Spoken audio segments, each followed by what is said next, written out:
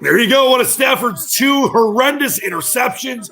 Yes, I know he was with the team last week with all the COVID stuff, but as I bring in the great Dennis Fithian, and you take a look at what happened with the Lions last week against Minnesota, you can make all the excuses you want, but the bottom line is, Dennis, they're not a good football team. Stafford looked terrible, COVID or not, and it just seems like this was another, to me, and I want to get your feeling right away, so welcome, by the way, everyone, into Football Friday, a joint task force good afternoon production. It seems like just another dagger in the Matt Patricia Bob Quinn regime, getting closer to that being gone.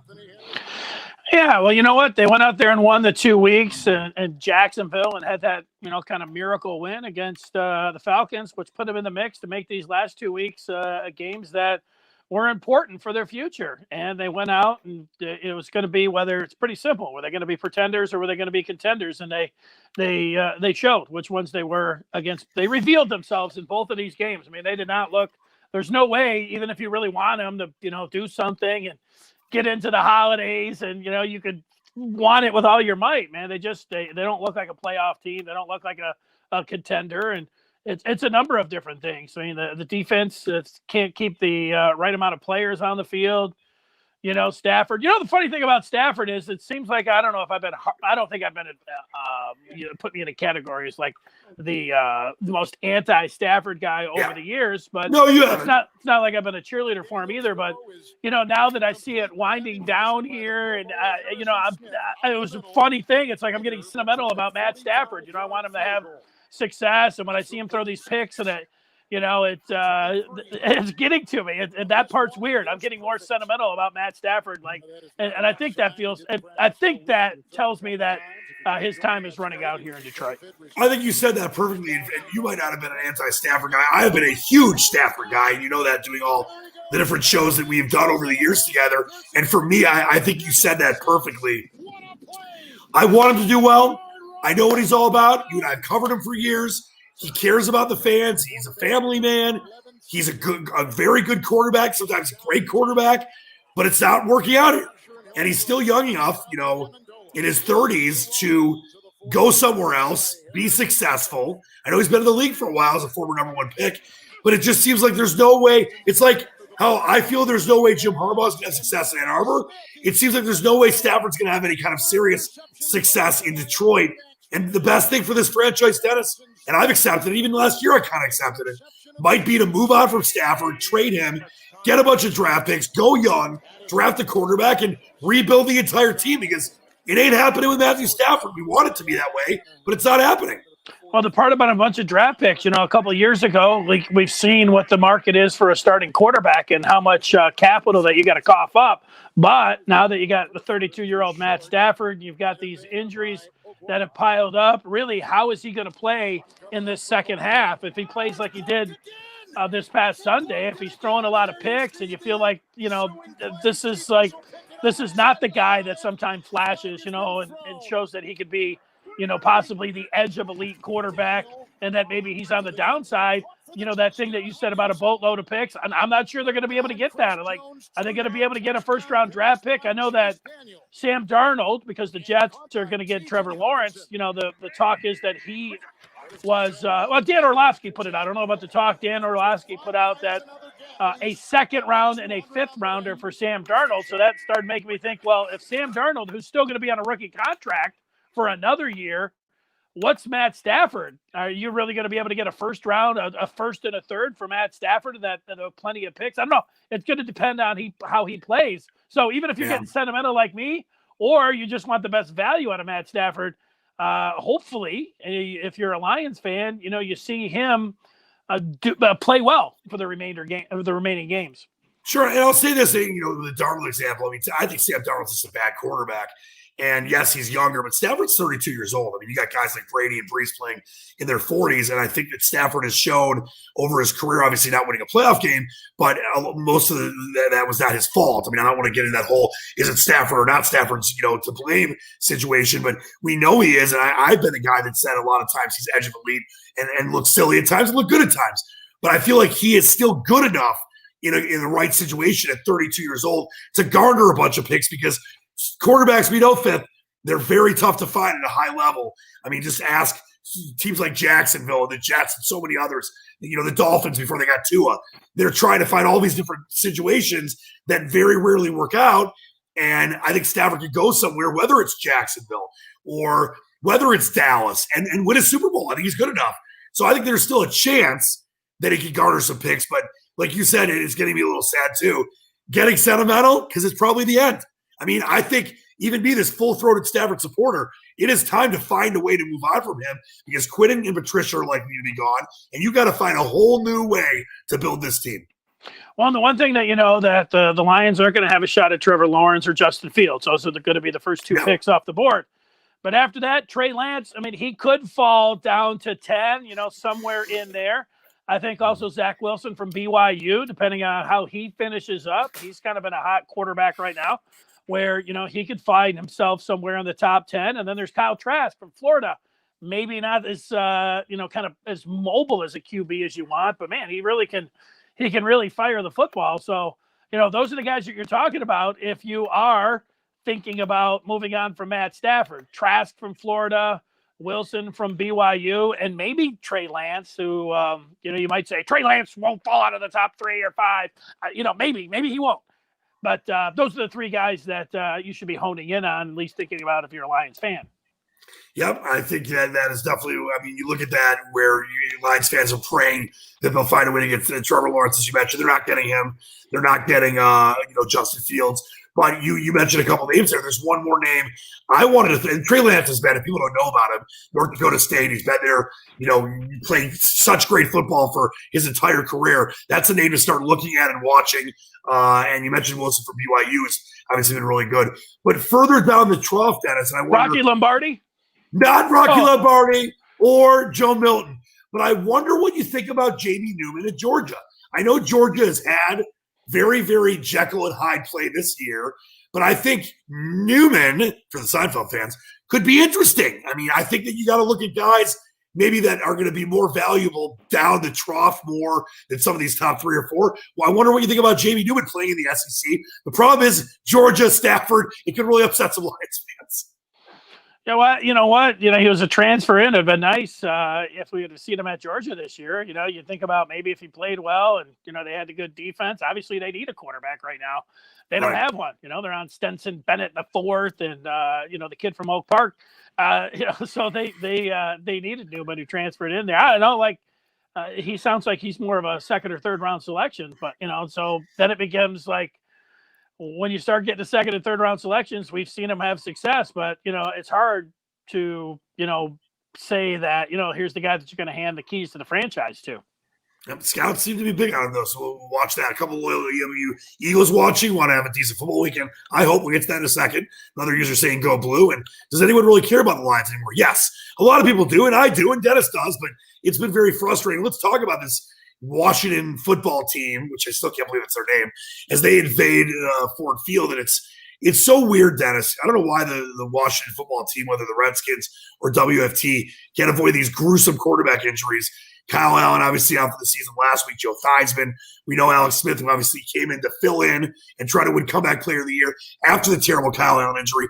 I think the Lions actually are a more talented team than Washington, which you can barely say against most teams in the NFL. But I could totally see the Lions losing big in this one.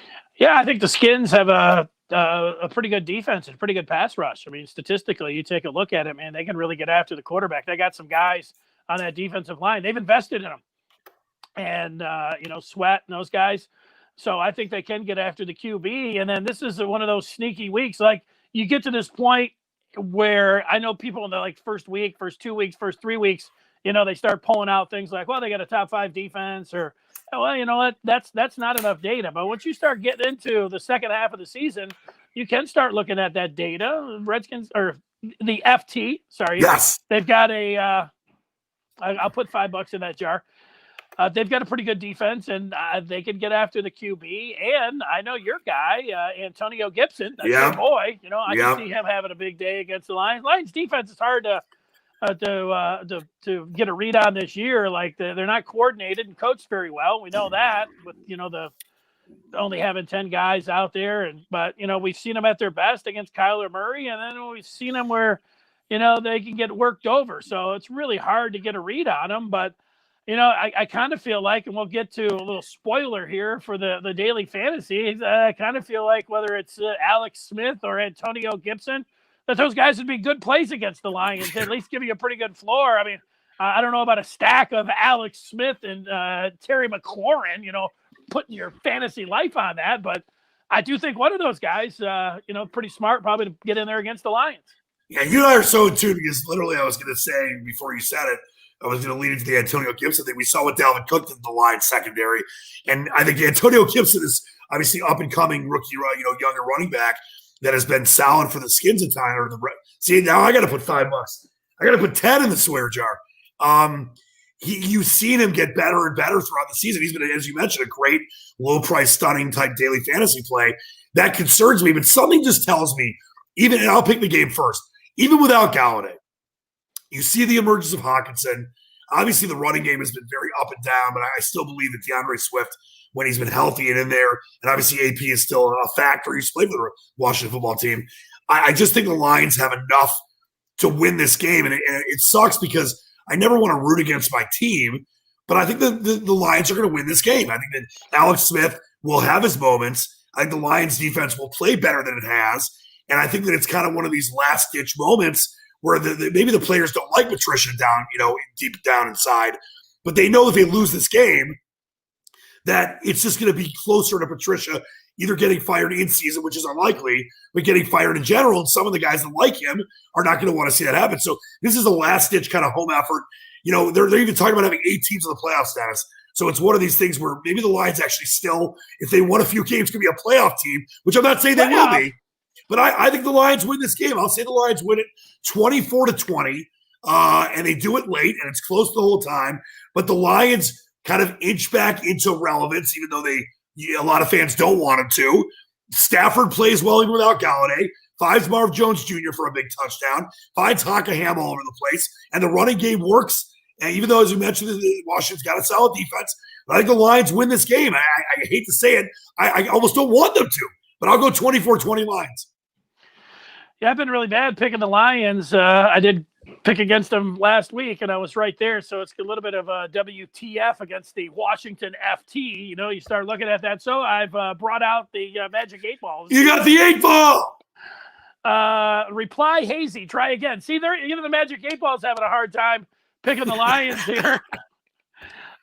You may rely on it and saying, so let's go. All right, there you go. You got a score? Yeah, I'm picking the FTs, 24-17. I like how they call them the FTs. What are they? They're nothing. There's no easy way to say that. But now listen, as we get into our pick festival, which you and I are, I'm going to add up all of our records for the whole season soon. But you and I have yet to have worse than a 2-1 week the entire year. We've had a couple 3-0s. We've had basically consistently 2-1s all year. This week, or this past week, the one game we differed on came down to a final play, that Chargers-Raiders game. I ended up going 3-0. You were 2-0. But every week we're winning people money, Dennis. Are you ready to do it again? Yes, I am. All right, well, let's do it. It's the Fithian Leach NFL 3-pack pick festival. Here we go. All right, we got some juicy games for you. Fifth, let's start with the Fins and the Chargers. Those Chargers, 3 straight weeks have been in parts of our picks, and in 3 straight weeks could have just wacky finishes. Tua didn't have to do much in week 1, did great last week. Obviously, made Lions fans angry because a lot of them wanted the Lions to draft Tua. They could have. Now the Fins -2 at home against the Chargers. You can't travel much further. West Coast, East Coast. Does Tua keep it rolling, or does another young stud quarterback, Justin Herbert, keep it rolling? Yeah, you know what? I'm a big Herbert guy. Man, it was fun watching Tua against Kyler Murray, but I'm a Herbert guy here, and I rolled with him last week. They are finding a way to lose some games, so I can tell you that much. I do think that the Bolts, I'm going to take them to go in there and win this game outright. See, this is a real. I mean, listen, you make a case for both these teams, but just the way the Chargers have been losing, I think Anthony Lynn, I don't want to say he's truly losing the team, but that's a really tough thing in the NFL, especially in this crazy COVID year. I think the two is gaining steam, gaining momentum. I like that Dolphins defense, and the special teams have been solid. I'm going to lay the 2 points and go against my friend D5th and take the Fins 34-30 in another. Maybe the Chargers have a huge lead again and blow it, but I'll go Dolphins 34-30.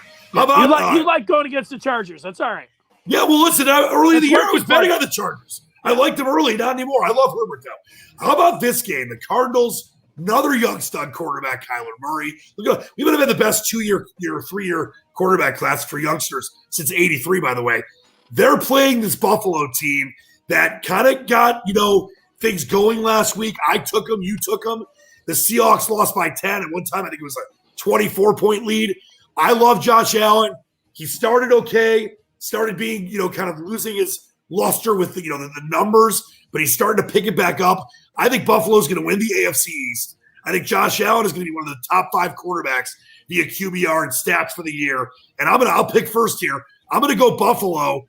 On the road, going out west, they get the job done in the Dome in Arizona.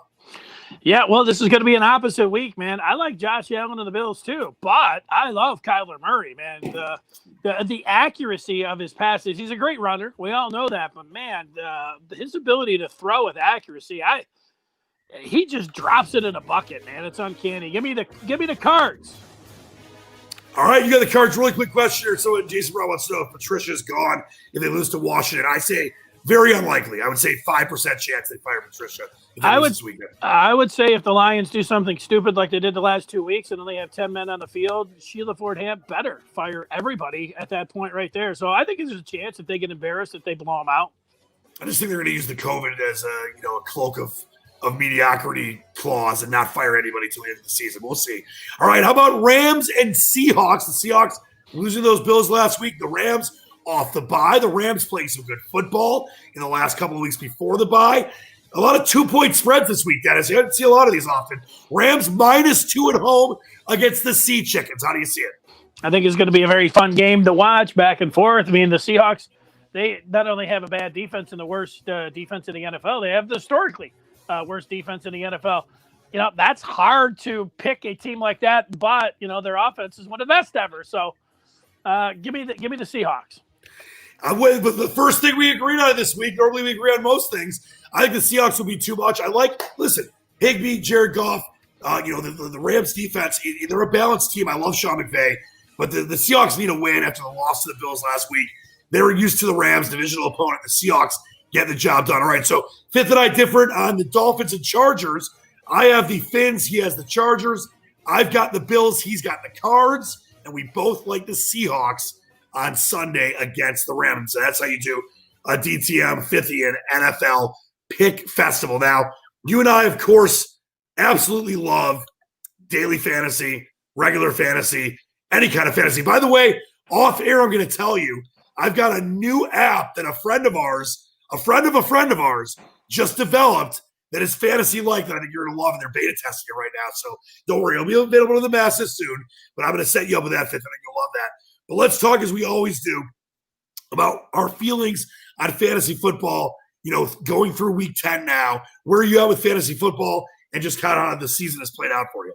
Well, I'm ready to transition to daily fantasy. It's something that doesn't happen over the last 20 or so years, me being towards the bottom of the league, but it's happened. And examining my team here, man, I just rode Jonathan Taylor into the ground, and it's just not happening, man.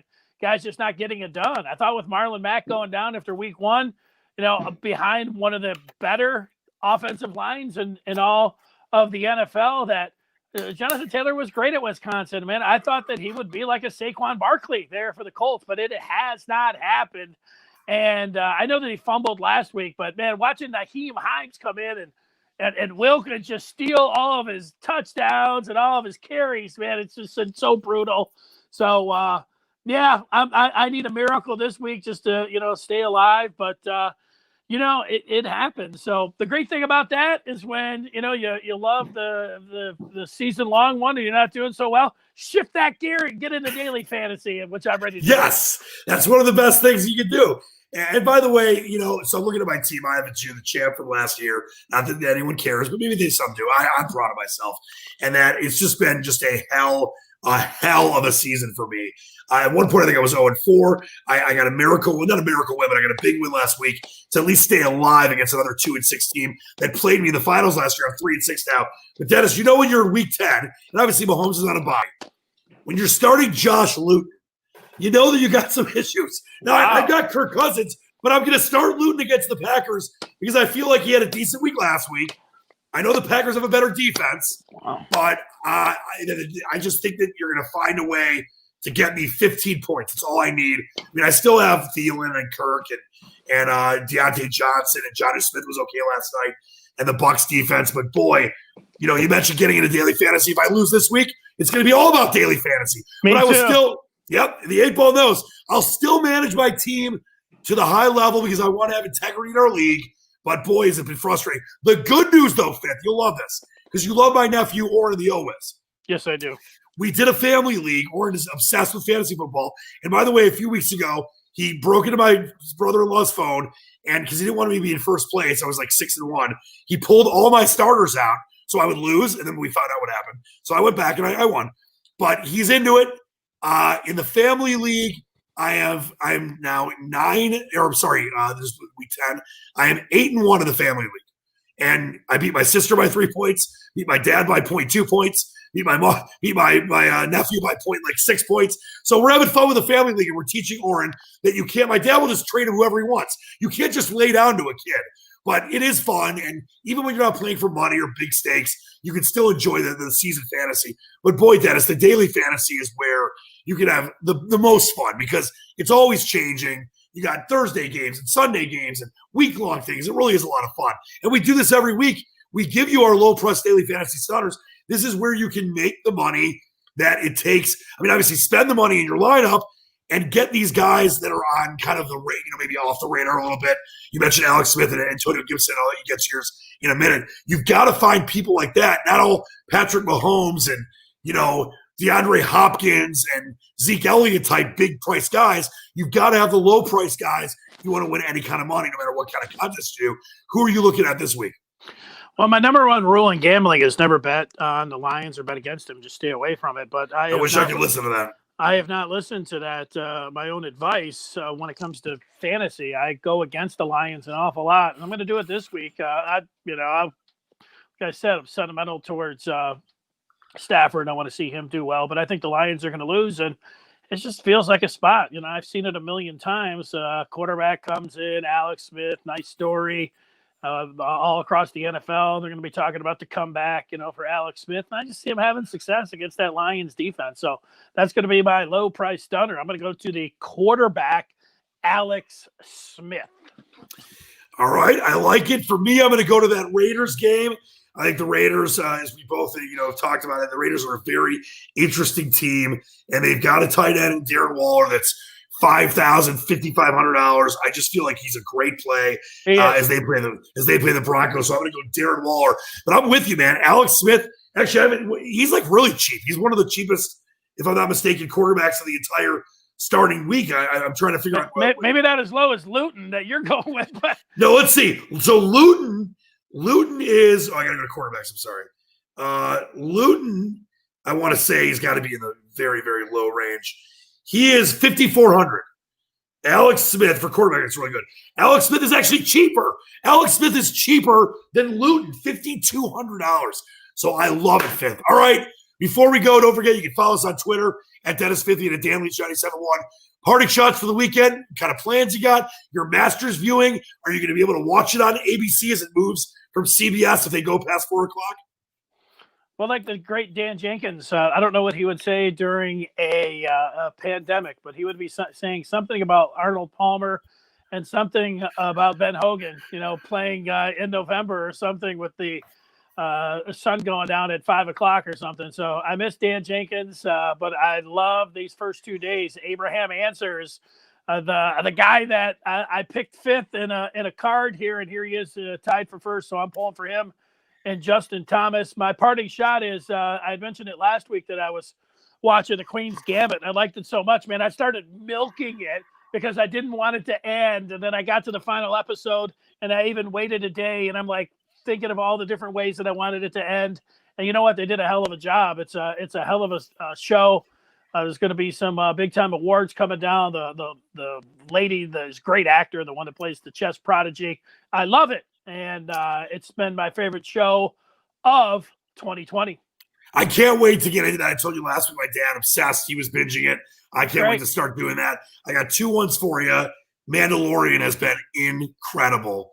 3 episodes in, and The Undoing with Nicole Kidman on HBO. So there's some new ones for you after the Queen's Gambit, because I know that's like I was saving, whether it was Lovecraft Country or Billions before they ended. I was saving them because I wanted to watch them all at once. I didn't want them to end. So those, I get what that feeling's like. For me, though, seeing the Masters in November is amazing. Seeing your face and being out with you every Friday is amazing. So I want to just send all the love to everybody. Wash your hands, wear your mask. Things are getting crazy here where we're obviously live in Michigan. So please be safe for everyone out there. Protect each other, give each other a lot of love, and spread that to the best of our abilities. Fifth, I love you, my friend. We'll do it next week. Spread love, not the virus. Huh? I like it. Yes. Right, yeah. Great what is it? Test negative, stay positive. Stay positive, test negative. Yeah, I saw the lady on the news say that. One of the national news she was in, I don't know which one it was, but she said it. I'm like, oh, she got that from Harbaugh. But yep, it's a nice line. Nice line. All right. Fifth, I love you, my friend. For Dennis Fithian, I'm Dan Leach. This has been the Football Friday joint production of the Task Force, and good afternoon. We will see you next week. Until then, for Fifth, I'm Dan Leach. Peace, sticks.